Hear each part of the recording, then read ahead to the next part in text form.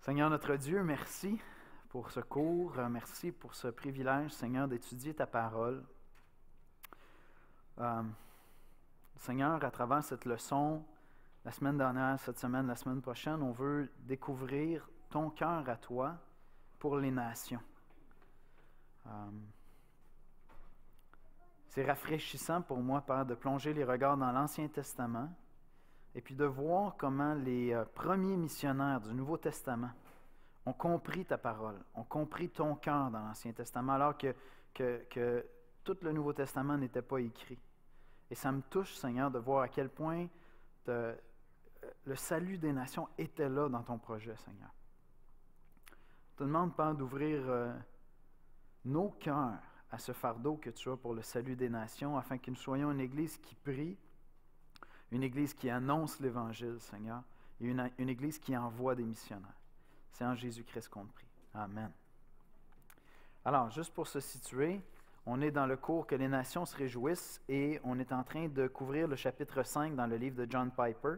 Donc, le cours est plus qu'inspiré du livre. C'est vraiment, je vous enseigne le livre, pour ainsi dire, avec quelques applications qui sont peut-être plus contextualisées à notre réalité. Quelqu'un demandait les références pour l'application pour prier, justement. Si vous voulez la chercher, je vais vous donner le nom, puis on va essayer de penser à vous envoyer ça la semaine prochaine avec le lien pour le cours biblique. Donc, ça s'appelle JP Unreached en anglais, U-N-R-E-A-C-H-E-D, JP Unreached. Et pour ceux qui ne suivraient pas, qui ne sauraient pas de quoi on parle, donc c'est une application qui a été développée par l'organisation missionnaire qui a écrit le livre Pray for the Nation, dont on fait la promotion ici à l'Église. Dans quelques semaines, on va avoir notre livre du mois de mai. Et à la table, vous allez pouvoir vous procurer encore une fois ce livre-là. Et cette application-là, elle est gratuite. Vous pouvez l'installer sur vos appareils mobiles. Vous pouvez activer un rappel quotidien. Et puis une autre ethnie, un autre groupe ethnique dans le monde va vous être présenté à tous les jours avec des requêtes précises pour ce groupe-là, avec la réalité de l'évolution de l'Évangile dans ce milieu-là. Moi, je trouve ça fantastique. Puis, donc, c'est résumé sur l'application. Vous avez un lien si vous voulez avoir beaucoup plus d'informations en allant sur leur site web. Vous allez vraiment avoir une présentation là, de la situation démographique, la situation économique de cette peuplade-là. Mais souvent, on parle de 1,5 million, 3 millions, 400 000 personnes. C'est quand même beaucoup de gens qui sont des peuples non atteints pour l'Évangile. Donc, je vous encourage à rentrer ça dans votre habitude. Personnellement, j'arrive à prier dans ma semaine. J'ai des rappels tous les jours. Pour être très transparent avec vous, je prie peut-être 2-3 fois dans la semaine. Souvent, je fais juste comme le passé. Je n'ai pas trouvé le moment pour le faire à tous les jours et que ce soit vraiment intégré. Mais je renonce à enlever l'application et à arrêter de prier. D'accord? Je laisse les rappels, même si des fois c'est comme « Oh, je ne prierai pas encore aujourd'hui ». Mais au moins, j'arrive à prier quelques fois dans la semaine. Donc, je trouve que c'est un beau rappel pour nous amener à prier pour la mission. Alors, ce matin, qu'est-ce qu'on fait? On continue cette section-là où on parle du cœur de Dieu dans toutes les nations. Retrouver la place centrale de Dieu dans le salut pour toutes les nations. Et la semaine dernière, ce qu'on a fait ensemble, c'est qu'on a regardé des passages de l'Ancien Testament qui nous parlent du cœur de Dieu pour les nations. Des passages beaucoup dans les psaumes. Si vous vous rappelez, à la fin du cours, j'ai tout simplement lu. On les avait regroupés dans 3 sections. J'ai lu plein de versets, beaucoup dans les psaumes, certains dans Ésaïe, où on voit cette aspiration-là du peuple de Dieu et donc du cœur de Dieu, parce que c'est Dieu qui a inspiré sa parole. Donc Dieu est en train de révéler son cœur à lui à travers les psaumes. Et combien est-ce qu'il y a cette vision-là de voir les nations venir louer l'Éternel, de comment Israël va servir à ouvrir les yeux des nations. Et lorsque nous, on regarde l'Ancien Testament, à notre époque, après avoir relu le Nouveau Testament, où là, Jésus explicitement nous envoie vers les nations, on peut avoir l'impression que dans l'Ancien Testament, Dieu n'avait pas à cœur les nations. Maintenant, c'est faux, c'est une mauvaise lecture de l'Ancien Testament et c'est oublier quelque chose de fondamental qu'on va développer davantage ce matin, c'est que les auteurs du Nouveau Testament, essentiellement, c'était quoi leur Bible à eux? Mais c'était l'Ancien Testament. Donc, Paul, les évangélistes, les lettres qu'on a aux églises, leur texte, premièrement, qu'ils avaient pour connaître le cœur et la pensée de Dieu, c'était quoi? Bien, Paul ne se tournait pas dans Matthieu pour être inspiré avec Matthieu 28, 19 à 20. Il ne pouvait pas se tourner là, d'accord?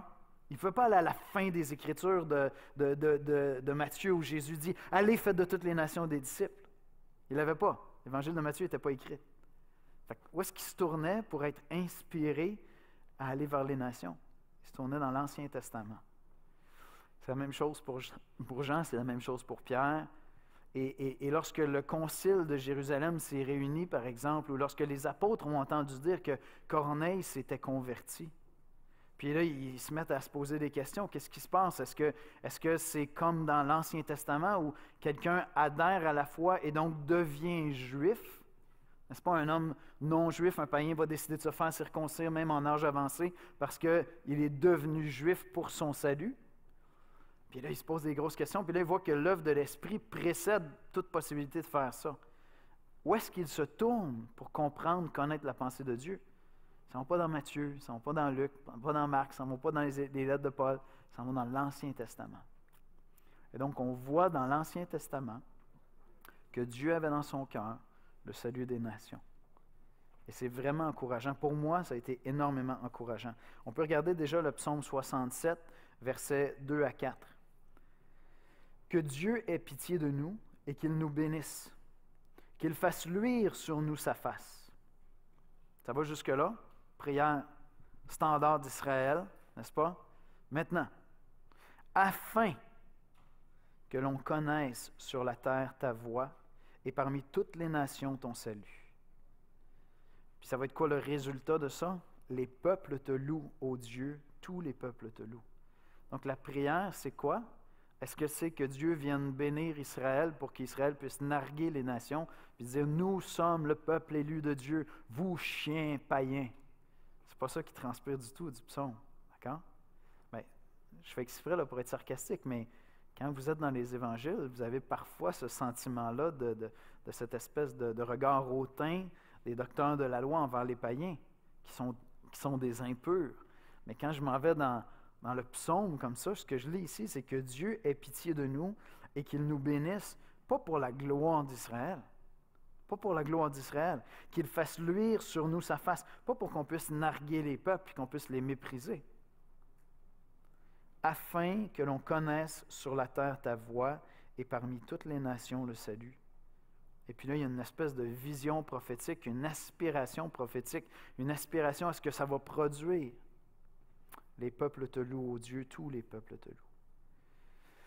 Donc la prière du peuple d'Israël dans ce psaume-là, dans le psaume 67, c'était des passages que le peuple chantait souvent ensemble, rassemblés, et ils chantaient ça, d'accord?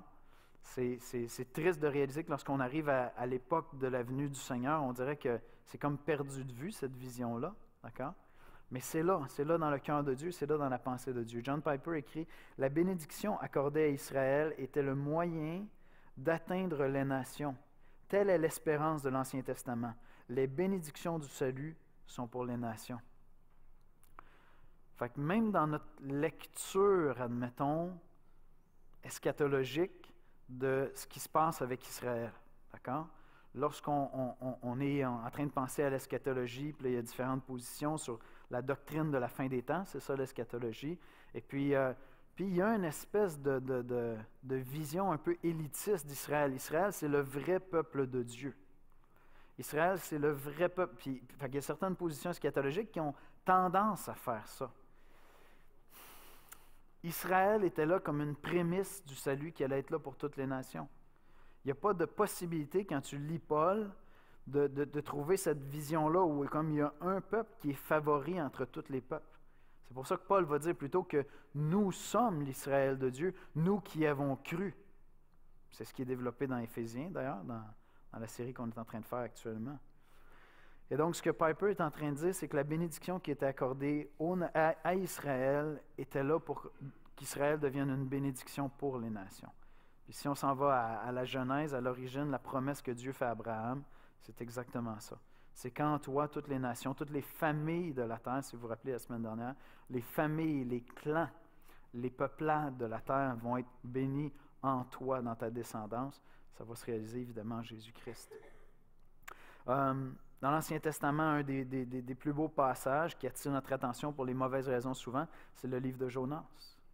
C'est le missionnaire réfractaire, Jonas. Puis on est attiré par ce livre-là parce que ça fait des beaux dessins pour les enfants, un gros poisson qui avale un monsieur. Mais le miracle ou l'élément le plus extraordinaire dans ce livre-là, c'est pas ce miracle-là. La Bible est remplie de miracles. Il y en a constamment. Les choses les plus extraordinaires dans le livre d'Exode, ce n'est pas les 10 plaies d'Égypte. C'est que Dieu ait racheté un peuple. Est-ce que vous êtes d'accord avec moi? C'est que Dieu ait délivré Israël de son esclavage. Ce qu'il y a de plus extraordinaire dans Jonas, ce n'est pas qu'un monsieur a été avalé par un poisson et qu'il soit encore vivant 3 jours plus tard. Ce qu'il y a d'extraordinaire dans Jonas, c'est que le vrai missionnaire qu'on découvre dans le livre de Jonas, ce n'est pas Jonas, c'est Dieu. C'est Dieu qui a à cœur le salut de cette ville païenne de Ninive. Et c'est vraiment très révélateur, oui, sur le cœur humain, oui, sur la dureté du cœur humain, mais le message du livre de Jonas, c'est pas Jonas est un méchant prophète. C'est pas ça le message du livre. Vous comprenez? C'est découvrir qui est Dieu. Découvrir combien nous qui regardons les gens qui nous entourent à l'extérieur de l'Église avec des choix de vie, des choix moraux qui nous scandalisent. On regarde la culture environnante, on regarde le Québec, puis là, on regarde le Canada, puis là, on dit, OK, là, ils vont légaliser ça, on s'en va là-bas, là, c'est ça, c'est en train de se produire.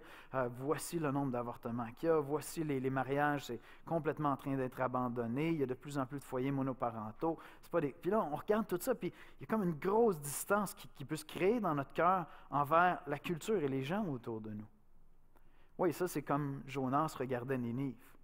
Puis Jonas était rendu beaucoup plus loin. Il les haïssait profondément.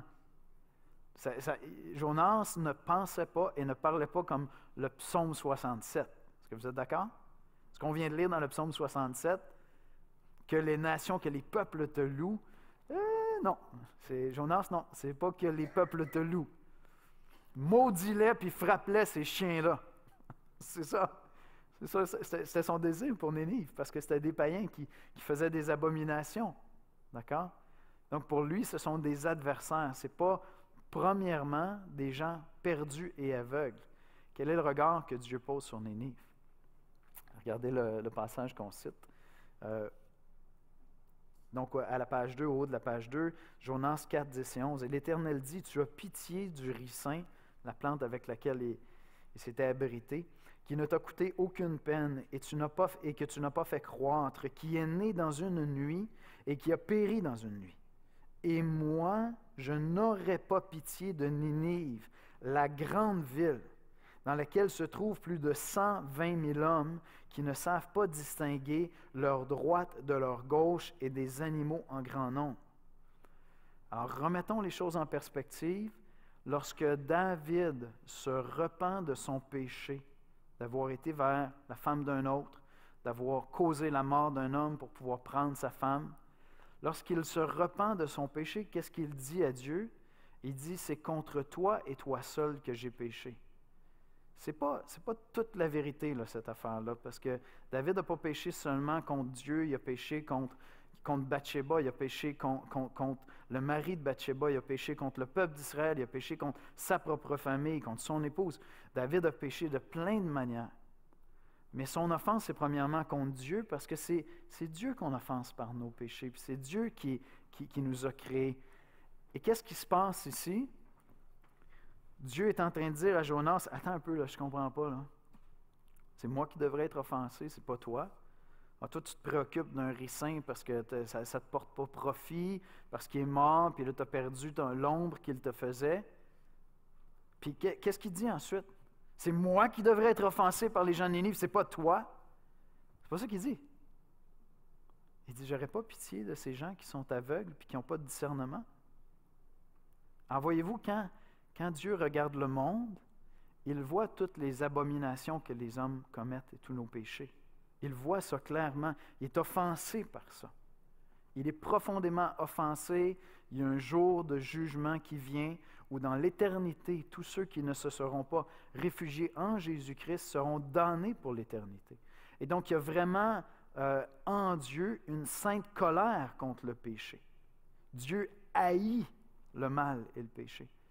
Mais ça n'empêche pas qu'il y a aussi en Dieu une compassion incroyable pour les gens qui font ces abominations-là parce qu'ils ne savent ce qu'ils font. Est-ce que ça vous rappelle une prière?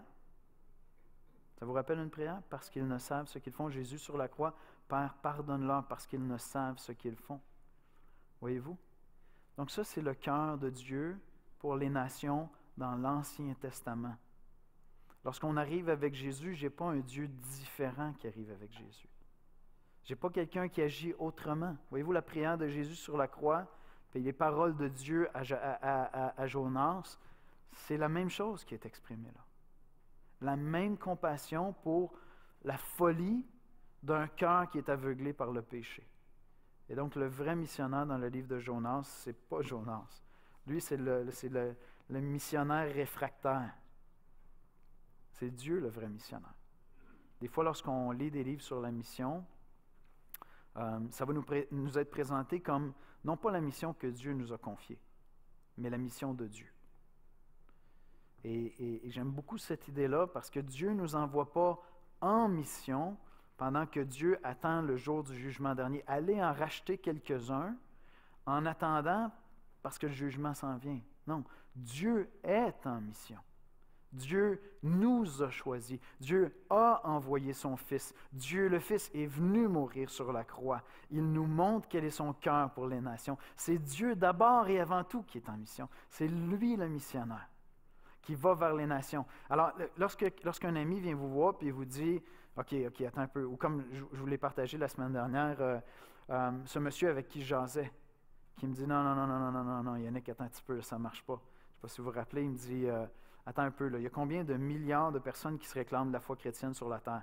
Maintenant, il y en a combien qui se réclament d'autres foi? Puis tu es en train de me dire que tous ceux qui se réclament d'autres foi que celle-là vont être damnés. Non, ça c'est ridicule comme pensée. Puis là, quelqu'un nous envoie ça au visage, puis là, on est comme un petit peu paralysé. Ouais, c'est sûr que les proportions sont pas mal quelque chose, tu sais. Puis là, on oublie qui est Dieu. On oublie combien Dieu aime les nations. Combien Dieu a à cœur les nations, ça a toujours été là dans son dessein. D'accord? Donc, quand je veux découvrir Dieu, le Dieu missionnaire, je veux avoir à l'esprit ce Dieu qui est saint et qui juge les nations, et je veux avoir à l'esprit ce Dieu qui est amour et qui a compassion de ces nations-là qui sont aveugles et qui nous envoie, nous, vers les nations, maintenant. Et puis Jésus lui-même a fait référence à Jonas en disant « C'est rien ce que vous avez vu avec Jonas. » Dans Matthieu 12, 39 à 41, il leur répondit « Une génération méchante et adultère demande un miracle. Il ne lui sera donné d'autre miracle que celui du prophète Jonas. Car de même que Jonas fut 3 jours et 3 nuits dans le sein de la terre, les hommes de Ninive se lèveront au jour du jugement avec cette génération et la condamneront, parce qu'ils se repentirent à la prédication de Jonas, et voici, il y a ici plus que Jonas. »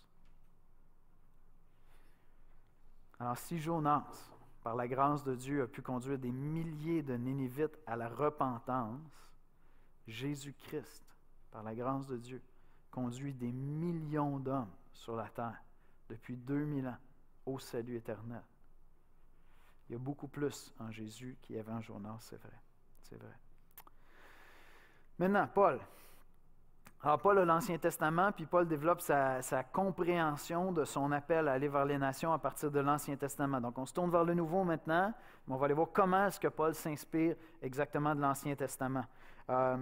Il voyait son ministère comme s'inscrivant dans la parfaite continuité des promesses faites à Abraham. Alors, dans Galates 3:8, c'est Paul qui écrit cette lettre. Paul dit ceci. « Aussi, l'Écriture prévoyant que Dieu justifierait les païens, les nations. » Païens, je vous l'ai dit, c'est ethnos qui est là.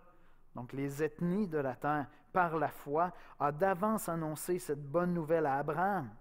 Toutes les nations seront bénies en toi. Et ce que Paul fait, c'est que dans ce passage-là, il commence par établir le fait qu'Abraham est sauvé par la foi, pas par les œuvres. Avant d'être consacré, circoncis, donc la loi. Abraham avait déjà cru, c'est l'argument de Paul. Donc Abraham est sauvé par la foi.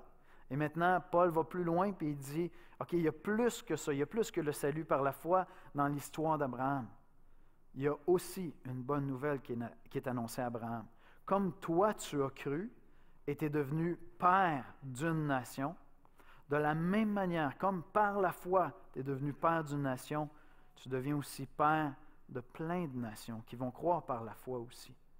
Et donc, pour Paul, son mandat d'aller vers les nations, il le tire de où? Il le tire de la promesse faite à Abraham.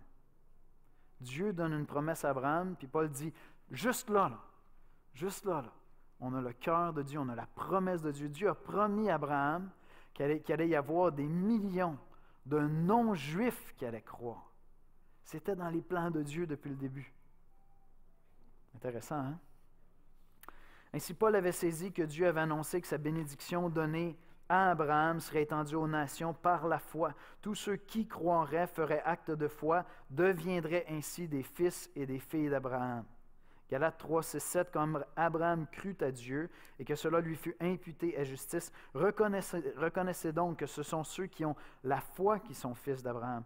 C'est pour ça que, tantôt je faisais un commentaire sur l'eschatologie, peu importe votre position eschatologique, d'accord?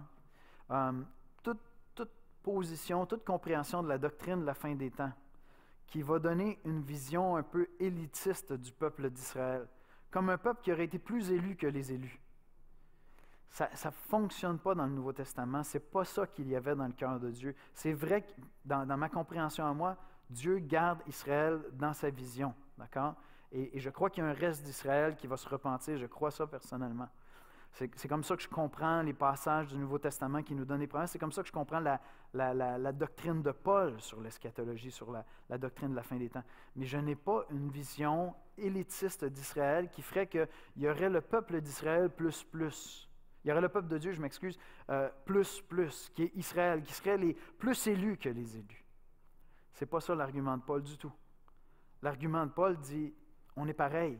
Puis en fait, c'est ça qu'on voit encore cette semaine dans Éphésiens 3. On a commencé à le voir la semaine dernière dans Éphésiens 2, dans la série sur Éphésiens. Si vous êtes chrétien, vous êtes donc de la descendance d'Abraham et vous êtes héritier.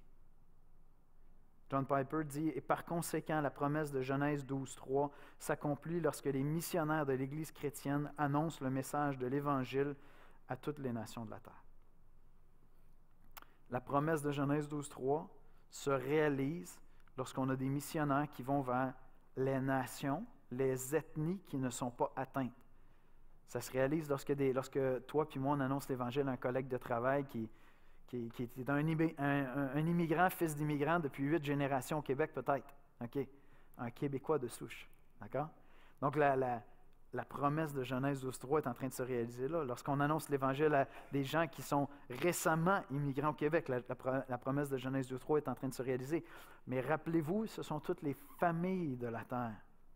Dieu avait promis à Abraham que toutes les familles, tous les clans de la terre seraient atteints. Et c'est pour ça qu'on comprend mieux depuis une vingtaine d'années, même peut-être 30 ans maintenant, on comprend mieux cette promesse-là, ce mandat-là qui est donné et cette vision eschatologique, encore une fois, apocalyptique, où il va y avoir des gens de toutes les nations, de toutes les ethnos, les ethnies de la terre, qui vont venir louer Dieu dans toutes les langues de toutes ces ethnies-là. On comprend ça comme un mandat d'aller vers toutes les ethnies de la terre.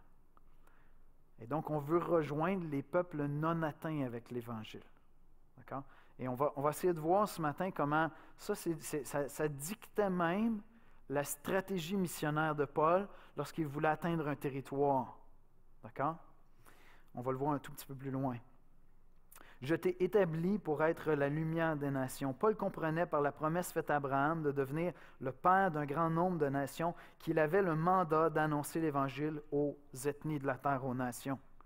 Acte 13, 47. Car ainsi nous l'a ordonné le Seigneur, j'ai été établi pour être la lumière des nations. Et ici, l'apôtre est en train de citer Ésaïe 49, 6. Il a dit, c'est peu que tu sois mon serviteur pour relever les tribus de Jacob et pour ramener les restes d'Israël. Je t'établis pour être la lumière des nations, pour porter mon salut jusqu'aux extrémités de la terre. Ça n'allait pas s'accomplir avant la venue de Christ. D'accord? Mais lorsque Christ vient, et puis qu'il envoie ses disciples vers les nations, lorsque Paul dit, par exemple, aux Juifs, « Vous rejetez l'Évangile, maintenant je me tourne vers les païens avec l'Évangile. » Ce n'est pas un correctif de Dieu qui est en train de se passer. Est-ce que vous me suivez? Ce n'est pas que Dieu a essayé une stratégie dans l'Ancien Testament en se disant « Wow, ce peuple-là, ça va être comme l'organisation religieuse, politique, la plus extraordinaire, la société qui va vivre mes lois de manière excellente. Puis ça va être tellement beau de voir comment Israël, on prend soin du pauvre, on prend soin de l'étranger, on juge le péché. Ces gens-là vont marcher tellement bien que, écoute, il y a des journalistes qui vont venir des extrémités de la terre, puis ils vont venir pour rapporter ce qui est en train de se passer là. Puis la terre va pouvoir adhérer à cette vision-là politique d'un système religieux et politique. C'est une théocratie. Puis là, partout sur la terre, on va vouloir implanter des théocraties où on va mettre en place les 10 commandements, puis les lois d'Israël, puis tout le monde. Puis ça n'a pas marché. Ça n'a pas marché, cette affaire-là. Fait que Dieu a comme révisé ses plans, il a envoyé Jésus, puis il a dit « Ça ne marche pas, j'abandonne ça, c'est juste comme, ça ne marche pas, fait qu'on va envoyer des missionnaires. » Non, les Écritures sont claires. Notre Dieu ne change pas ses voies, ne change pas ses desseins. Amen? Dieu ne change pas ses plans. Dieu n'a pas changé d'idée. Dieu n'en a pas échappé une. C'était là dans son cœur. Et Dieu est en train de faire une démonstration à travers Israël. Rappelez-vous l'argument de Paul dans Romains? Dieu est en train de faire une démonstration. Il est en train de démontrer à travers Israël que l'homme ne peut pas être sauvé par la loi. L'homme peut être sauvé uniquement par la grâce et par la foi dans la grâce de Dieu, pas par la loi. Israël est une démonstration de la réalité du cœur humain. C'est ça qui est en train de se passer. Et à travers cette démonstration-là, lorsque moi je vais annoncer l'Évangile à quelqu'un, puis tu annonces l'Évangile à un collègue de travail, puis dans le fond, le discours qui est en train de te dire, quand tu écoutes comme il faut ce qu'il croit, c'est au salut par les œuvres. Il pense qu'il est une bonne personne, puis qu'il n'y a pas trop besoin de se préoccuper du sacrifice de Jésus, parce que lorsqu'il va arriver de l'autre bord, de toute façon, s'il y a un Dieu qui est là, il m'en doit pas mal, parce que j'ai souffert pas mal ici, puis je suis quand même une bonne personne. Moi, je lis les journaux tous les jours. Je ne suis pas dans les journaux. Tu sais, je ne suis pas dans les journaux, fait que je suis quand même une bonne personne. Là, tu t'en vas à travers tout ça, puis tu te dis, OK, ouais, il croit vraiment au salut par les œuvres. Puis, je peux-tu te parler du salut par les œuvres? Je peux-tu te parler de bonnes personnes? Tu sais, qu'il y avait un bon système. Là, je m'en vais dans l'Ancien Testament. Puis là, je fais la démonstration à travers Israël que ça ne marche pas. Tu sais, Israël n'allait pas se présenter devant Dieu avec ses performances. C'est pas bon. C'est pour ça que Jésus est venu. Tu sais. Fait que, vous voyez, Dieu n'a pas ajusté ses plans. C'était dans les desseins de Dieu. Et Israël devait être une lumière pour les nations. Maintenant, la vision est probablement prophétique. C'est l'Israël de Dieu qui va être une lumière pour les nations. C'est pour ça que Paul va dire « Et fils et fille de Dieu, celui qui croit en Jésus-Christ, qui croit dans celui qui a amené l'accomplissement de la promesse. » Alors, un Juif qui ne croit pas en Jésus-Christ, au jour du jugement dernier, sa situation ne sera pas meilleure que celle d'un païen qui ne croit pas en Jésus-Christ. Il ne pourra pas dire « Attends un peu là, je vais te sortir ma généalogie. » Non, j'ai certains droits quand même. OK, peut-être pas le top, là, je n'ai pas cru dans le Messie, mais non, fais une analyse de sang, bonhomme. Je te dis, j'ai droit à quelque chose ici. Ça ne marchera pas comme ça. En Israël, étaient fils et filles d'Abraham ceux qui avaient la foi d'Abraham. Ceux qui ne l'avaient pas, même s'ils étaient descendants physiquement d'Abraham, même si les hommes avaient été circoncis, ils n'étaient pas ces fils et filles d'Abraham. Parmi les nations, c'est la même chose. D'accord? Et donc, comment est-ce que Dieu va bénir les nations de la terre à travers Israël?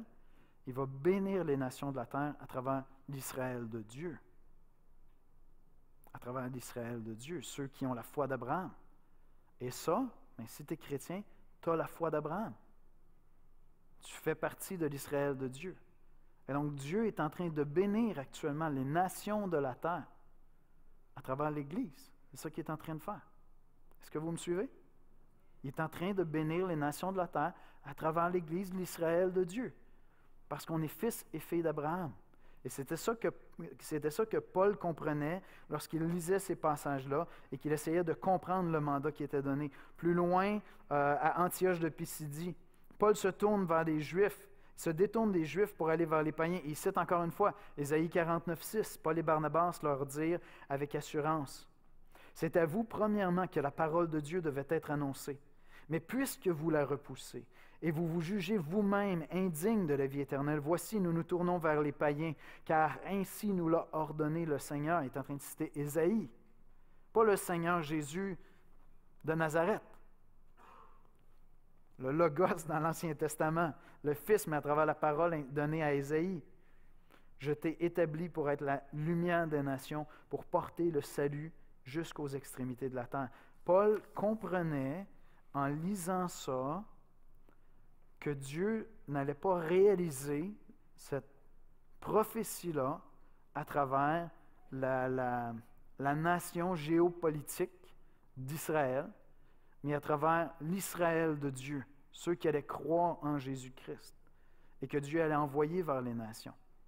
Donc, lorsque Paul décide à ce moment-là de dire aux Juifs, « Je suis arrivé dans cette ville, il y avait des Juifs ici, je me suis rendu au rassemblement des Juifs pour commencer, je vous ai annoncé l'Évangile, ceux d'entre vous, là, si je vais dans toute la théologie de Paul, ceux d'entre vous qui étaient appelés de Dieu se sont convertis. » Excusez. Maintenant, Dieu a d'autres élus dans cette ville. C'est peut-être pas des Juifs, physiquement. Je me tourne vers eux maintenant, parce que c'est ça la promesse qui a été donnée. C'est que Dieu allait nous envoyer pour être la lumière des nations. Alors, lorsque Jésus a dit dans Matthieu, « Vous êtes la lumière du monde », ce n'était pas du monde d'Israël, d'un petit territoire. Là. Quand il dit « Vous êtes la lumière du monde », Jésus a en tête cette vision-là. Je vais vous envoyer vers toutes les nations, vous êtes la lumière du monde, au complet. C'est bon? Piper dit, nous voyons donc que la vision que Paul avait de son ministère personnel s'inspirait de la méditation, non seulement des promesses faites à Abraham, mais aussi de l'espérance vétérotestamentaire, ça veut dire dans l'Ancien Testament, l'espérance plus large selon laquelle le salut serait annoncé à toutes les nations. Et Paul a une passion pour ça. Paul exprime très clairement sa compréhension du but de la venue de Jésus-Christ et de sa promesse, de sa propre mission dans Romains 15. Là, on va regarder différents passages dans Romains 15. Je dis en effet que Christ a été serviteur des circoncis pour prouver la véracité de Dieu en confirmant les promesses faites au Père. Donc, Jésus est venu pour sauver les circoncis, pour montrer que Dieu est fidèle à sa parole. D'accord? Tandis que les païens glorifient Dieu à cause de sa miséricorde. Israël, dans l'Ancien Testament, avait déjà connu la miséricorde de Dieu. Dans Genèse, Israël avait connu la miséricorde de Dieu. D'accord? Après ça, des centaines de fois, lorsqu'Israël péchait, puis Dieu leur pardonnait, puis ils se repentaient. Donc Israël connaissait la miséricorde de Dieu. Maintenant, Paul dit, Christ est venu pour montrer que Dieu est fidèle à ses promesses. Excusez-moi.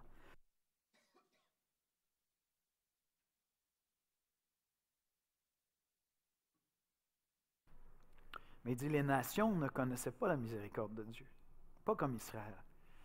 Et donc, Christ est venu maintenant pour que la miséricorde de Dieu soit connue parmi les nations.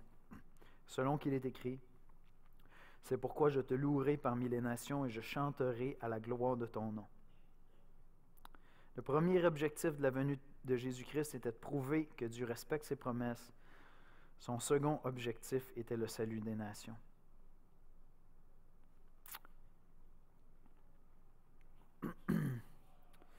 C'est comme si ces deux éléments-là se superposent parce que Dieu prouve qu'il est fidèle à ses promesses en envoyant son Messie, mais dans les promesses, il y avait la lumière pour les nations, le salut pour les nations. Donc, en amenant l'Évangile aux nations, Dieu prouve encore qu'il accomplit ses promesses et qu'il est fidèle à sa parole. Paul était imprégné de l'espérance des nations. Toujours dans Romains 15, Paul cite tour à tour 4 passages de l'Ancien Testament qui annoncent le salut des nations. On est dans une toute petite section de Romains 15, puis il fait plein de citations, juste pour dire il lisait l'Ancien Testament à partir du jour de sa conversion, puis on sait que Paul a eu comme un 2 ans environ à l'écart après sa conversion, ou probablement en tout cas, il n'était pas très public à ce moment-là, il n'était pas sur les médias sociaux, puis probablement qu'il est en train d'étudier les Écritures. Puis vous comprenez là, que du jour au lendemain, ce gars-là se convertit, puis il dit « OK, attendez un peu, là. faut que j'aille relire mes textes. Là. OK, Seigneur, je comprends, je suis chrétien, je crois en toi. Là. Est-ce que je peux prendre le temps un petit peu d'aller lire Genèse, Malachie, puis essayer de mettre tout ça ensemble? Là, parce que, puis là, lorsqu'il s'est mis à lire tout ça, puis à méditer ces passages-là, wow! OK, il y a plein de textes qui s'éclairaient d'une manière complètement différente. Et donc, on a une idée de sa compréhension de l'Ancien Testament dans ce bref passage-là, où il cite 4 passages de l'Ancien Testament. Romains 15, 9, « Tandis que les païens glorifient Dieu à cause de sa miséricorde, selon qu'il est écrit, c'est pourquoi je te louerai parmi les nations, et je chanterai la gloire de ton nom. » Il est en train de citer Psaume 18, 49. Au Psaume 15, 10, « Nation, réjouissez-vous avec son peuple. » Il est en train de citer Deutéronome 32, 43. Au verset 11, « Louez le Seigneur, vous toutes les nations, célébrez-le, vous tous les peuples. » Il est en train de citer à ce moment-là le psaume 117, 1. « Il sortira d'Ésaïe un rejeton qui se lèvera pour régner sur les nations, sur les ethnies. Les nations espéreront en lui. » Il est en train de citer Ésaïe 11, 10. Paul méditait l'Ancien Testament, il étudiait l'Ancien Testament, puis il voyait cette thématique-là rejaillir comme il n'avait jamais compris alors qu'il était un docteur de l'Ancien Testament avant. Mais là, assisté par l'Esprit Saint, en comprenant qui est Jésus puis qu'est-ce qu'il est venu accomplir, wow, il y a une clé. Il y a une clé pour comprendre l'Ancien Testament qu'il ne possédait pas avant, qui est venu comme éclairer un paquet de passages. Mais comment ça se fait qu'Israël, c'est comme un échec, cette affaire-là? Ben, il nous l'explique dans Romains, ce n'est pas un échec. C'était pédagogique. Dieu est en train de faire une démonstration que la loi, ce n'est pas suffisant pour sauver l'homme. Donc, il comprend un paquet d'affaires qu'il ne voyait pas avant. C'est très intéressant, toujours dans Romains 15, de voir comment il analyse son œuvre missionnaire dans une région donnée. D'accord? Romains 15, 19. « Par la puissance des miracles et des prodiges, par la puissance de l'Esprit de Dieu, ainsi depuis Jérusalem et les pays voisins jusqu'en Illyrie, j'ai abondamment répandu l'Évangile de Christ. » D'autres vont traduire ce verset-là par « j'ai complètement répandu l'Évangile de Christ ». Et il en vient à la conviction qu'il n'y a plus rien qui le retient dans ces régions-là. Donc, au verset 23, il dit « Mais maintenant, n'ayant plus rien qui me retienne dans ces contrées et ayant depuis plusieurs années le désir d'aller vers vous. » Là, il se prépare à aller vers d'autres régions. Il s'en va ailleurs. Il écrit aux chrétiens qui sont à Rome. Maintenant, je reviens sur une question qu'on a posée au début de ce chapitre-là. Est-ce que le désir de Dieu, c'est de sauver le plus grand nombre de personnes à travers la terre, ou est-ce que le désir de Dieu, c'est de sauver des gens de toutes les nations du monde? C'est à ça qu'on répond depuis le début de ce chapitre-là. D'accord? Maintenant, Paul est dans une région donnée, il a établi des églises. Ces églises-là ne sont pas complètement établies. Il va renvoyer Timothée dans ces églises où il est passé pour terminer de mettre en place des anciens. Donc, c'est des œuvres missionnaires qui sont encore fragiles, d'accord? Des églises qui pourraient fermer tant qu'elles ne sont pas bien établies. Alors, il renvoie Timothée, puis il dit, va terminer le travail, il faut les établir comme il faut. Puis lui, il dit, moi, mon travail est terminé ici, je m'en vais ailleurs. Mais tu es en train d'établir un témoignage.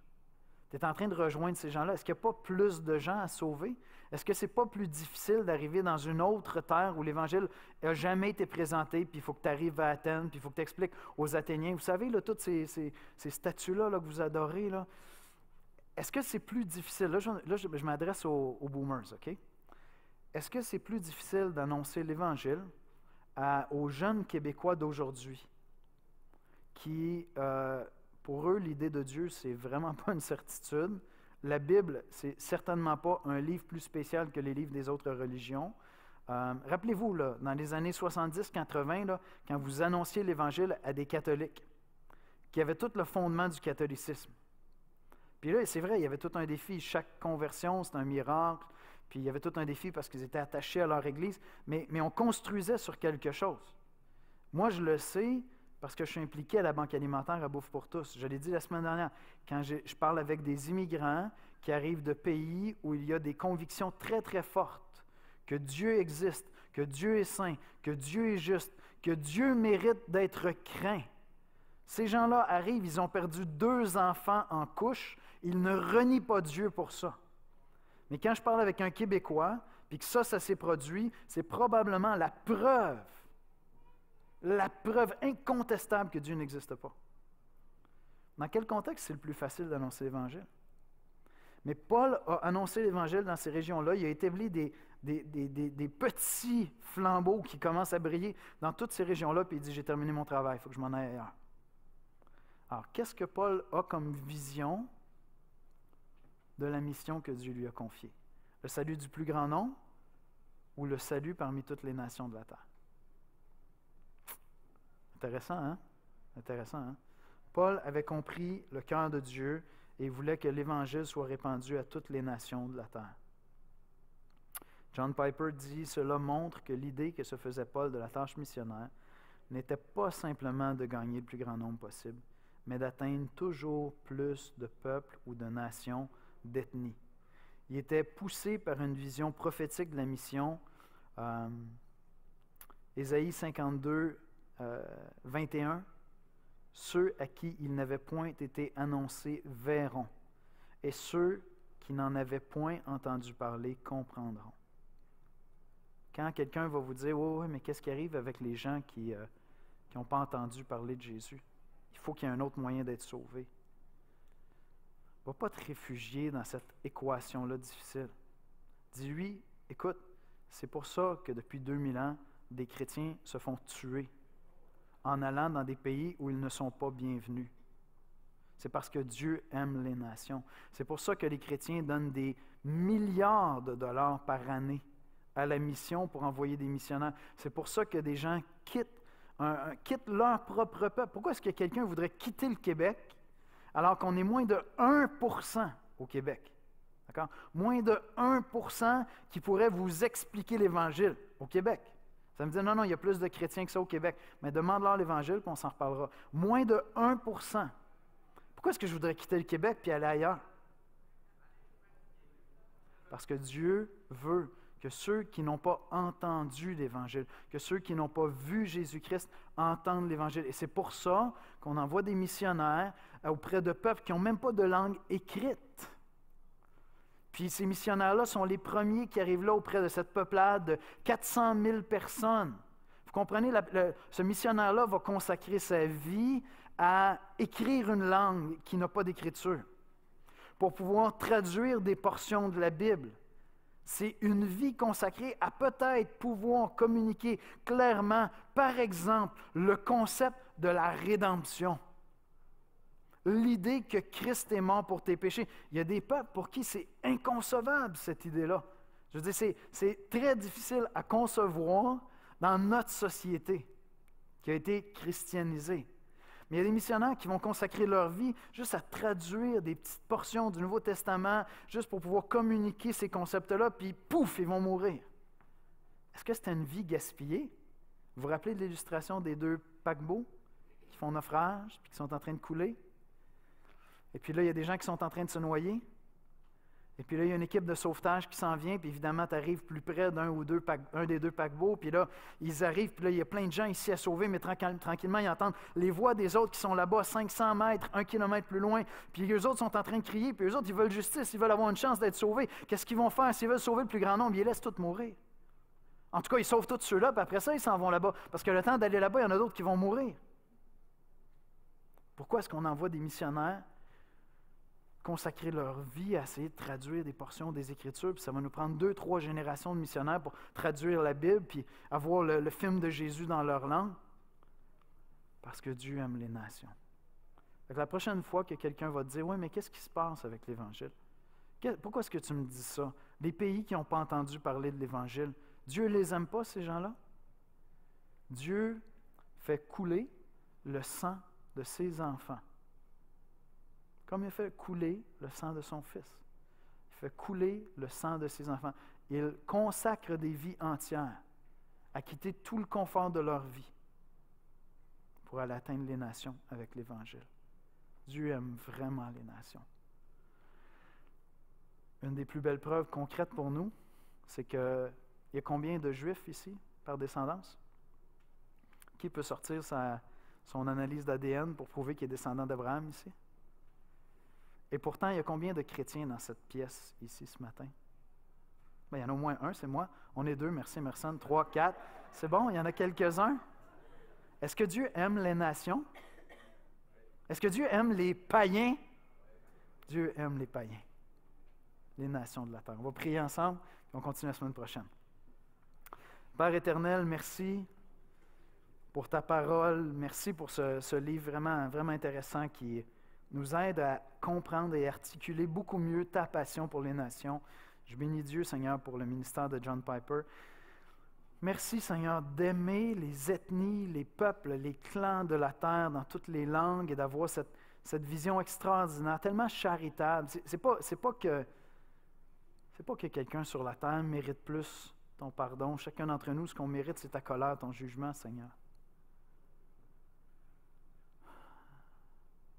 Mais tu regardes les nations et tu dis, comment est-ce que je ne pourrais pas avoir compassion de ces hommes et de ces femmes qui ne savent pas distinguer leur droite de leur gauche. Seigneur, ce matin, on veut te prier pour les missionnaires qui ont quitté leur maison, leur foyer, leur peuple, leur culture, Seigneur. Pas par un désir exotique d'aller faire des voyages exploratoires en Asie, mais pour aller aimer un peuple qu'ils ne connaissent pas et ne comprennent pas. Aller traduire la Bible dans leur langue, souvent même composer une langue écrite pour eux, afin qu'ils puissent entendre l'Évangile. Seigneur, on te prie pour ces missionnaires partout sur la terre. Certains d'entre eux sont dans des pays où leur vie est en danger par leur simple présence là-bas. Ils nous font des rapports missionnaires en nous demandant de ne pas les publier sur Internet pour protéger leur vie, pour protéger la vie des gens qui se convertissent sous leur ministère. Merci Seigneur pour l'opportunité de donner pour la mission. Merci Seigneur de ce que cette Église a eu à cœur de donner 10% de ses budgets missionnaires réguliers, que des gens ont à cœur de donner en plus de cela, Seigneur, généreusement pour la mission. Merci Seigneur d'avoir placé ça sur nos cœurs. Merci pour les Beaux qui sont venus ici, Monsieur, Madame Beau. Merci pour les missionnaires qui sont venus au Québec, Seigneur. Seigneur, merci pour les missionnaires que tu vas susciter dans cette assemblée pour aller vers des peuples non atteints avec l'Évangile, Seigneur, afin que des gens de toutes les nations viennent te célébrer dans l'éternité, Seigneur. C'est en Jésus-Christ qu'on te prie. Amen.